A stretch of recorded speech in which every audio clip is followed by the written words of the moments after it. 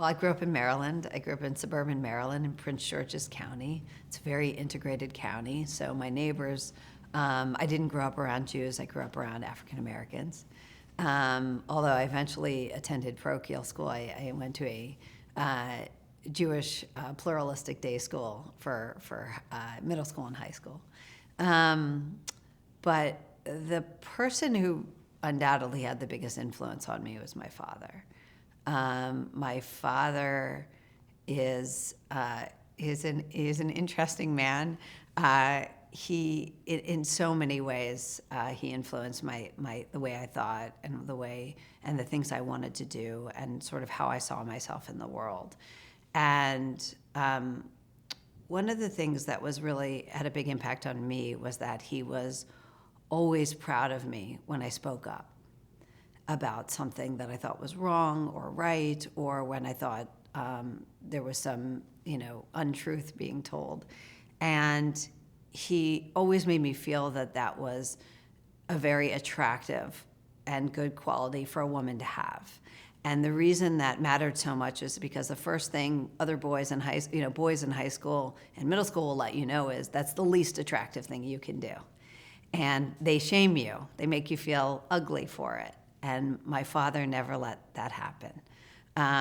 So that was one way he had a big influence on me. The other way is that my father was just a lover of ideas, and he always gave me lots to read. And I remember when I was a kid, I used to go with him to his law practice because he ran his own law practice. And I remember when I was in high school, he used to, we would stop at this light in Landover, Maryland, where he ran his law practice, and there would always be Nation of Islam guys hanging out there. And he would always get their paper, the final call. They gave it out for free, and he would roll down the window and get the final call. And this drove me crazy when I was in high school because, obviously the paper is very anti-Semitic and very anti-white and whatnot. And I realized at some point that he was doing this every time he would pass the light. He would pick up one of their papers. And I got very upset. I said, why are you doing this? Because, in high school, everything embarrasses you, everything that's a little different. And he said, well,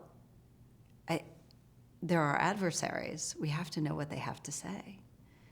And he read their paper.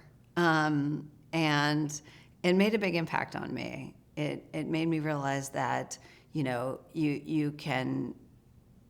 Closing yourself off from the world is not the way to confront it. It's not the way to fight for your own view of what's right or what's actually going on. It's just making you weaker.